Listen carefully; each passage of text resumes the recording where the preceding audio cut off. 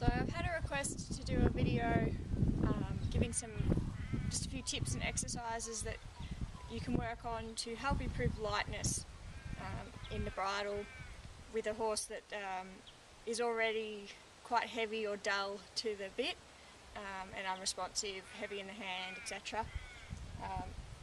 Here we have Echo, who is not any of those things when being ridden in a bridle, but I thought he'd be the best of all my horses to just go through the exercises and give a bit of an idea of what you can do to help improve those things in a horse that does have a few issues with the bit.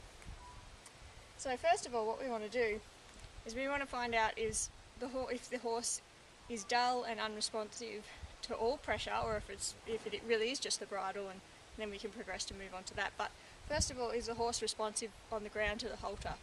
That's your first big thing that you've got to work out. If the horse isn't responsive to pressure from the halter, you're already one step behind with expecting them to be responsive to the bit. So first of all, we just want to see if we can get a nice soft lateral flexion with the halter with a light pressure. So there we go, he's really soft, he's really nice. He said he's felt that light pressure and he said, that means turn my head over there, yield to the pressure, no worries. Same thing on the other side. Good boy. So with your unresponsive and dull heavy horse, you might find that is quite difficult to start with, and that the horse will brace against the pressure, or you'll need to use quite a bit of feel to get the horse to actually give at all. Echo is very soft and very light, just because of the way that we've started him and the way that he's been continued over the past year since he was started with me this time last year. Good boy. So then once you can get lateral flexion pretty soft off the halter, you can sort of start to think, okay, well, I've got that, the horse understands that concept, yielding to pressure off a soft feel. Same thing, can we back? So he'll drop his head down there. Can we get just a little backwards there? Perfect, that's enough. He's picking up on that very light, subtle pressure off the halter and saying, I know what this means. I mean, I have to yield to it, and then the pressure goes away. Nice and simple. Again, see, I'm just doing this just to demonstrate that I'm really not using hardly any pressure at all. I can just put one thumb or one finger on there. Head goes down, starts to back up off that feel. So he's really light and he's really responsive to that feel. So that's a great start. So if we can get all that really solid on the ground, then we can start to move into the bridle and see how the horse responds with the bridle. Okay, so now we've moved from the halter into the bridle. We're going to just test exactly the same things in the bridle with the bit and see how responsive the horse is to yielding for a soft feel with the bit, just as we did with the bridle. So, just as we did with the halter, sorry. So again, we just want to take up a light contact and see if we can get soft lateral flexion. One finger on, second finger on, there, soft, comes around to the pressure. I'll do that one again for you. One finger on, there. I almost didn't need to even put a second finger on the rein and he started to yield to that flexion there, that pressure. Same thing on the other side. Very light, always giving the horse the opportunity to respond to the lightest cue first before building and increasing the pressure. Good. Good boy. Again. Very light feel. Good boy. Same thing with our backup. Can you pick up on the reins? And can you get it back up off a very light feel? His head should come down like that. Beautiful. And back. Good. And back. Good boy. Very nice. So there you can see, you're just testing out those little basics. Can you get left and right lateral flexion? Can you get a dropping of the head and accepting that contact and then progressing that into a backup? If you can't get those things on the ground, why do you expect to be able to get them once you're on the horse?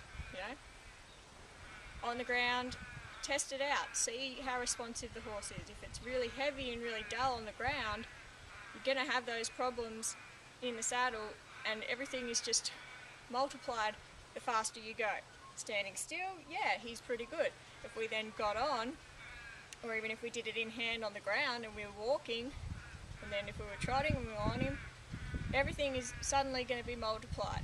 If his responsiveness is not really great on the ground standing still, you're not going to have much hope controlling him in a canter, because the responsiveness has to be the basics, you know, it has to be there. He has to understand that fundamental yielding to a soft feel. If he doesn't understand that now, it's not fair to expect him to understand that in the saddle. And this obviously is more referring to a green, newly started horse, but the same thing applies to an older horse that's had a lot of work under saddle, where their issue, however, might be that they've become so desensitised to the pressure of the bit over many years of people riding with either too much contact or beginners with uneven balance and pulling on their mouth a little bit. And over time they've become so desensitised to that pressure that they've become a dull, hard-mouthed horse because they don't want to respond to it, because in the past it's hurt and that the release hasn't been there at the right time, perhaps. So they've just sort of shut off from that, from being able to respond to that pressure. So that makes a whole new issue. It's a lot harder to undo that kind of learned helplessness to the pressure. That's why when we start the horses, if we get it right from the start, we don't ever have these problems. That's why I don't have any horses that I could use as a good example of a hard-mouthed, older, more educated horse. I don't have any horses like that to use as an example. So, more talking hypothetically, but really, if you can go back with those older horses and do these same exercises on the ground and really improve the lightness and the responsiveness on the ground for those horses also, that'll do them a world of good. You'll probably have a lot more difficulty then progressing to the ridden stuff, but if you stick at it, and just always going back, keeping it really simple and just doing those basics and really making it easy for the horse to be successful, then you can get the same results and achieve a horse that's light and responsive. Depending how far gone, how old the horse is, how many years of heavy-handed riding it's had, it might be quite a challenge.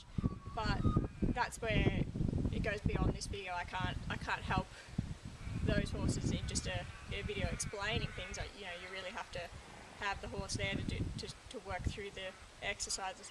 But this is just some very, very basic things, simple things that you can start to do to start to think about lightness. So hopefully that's of use to you.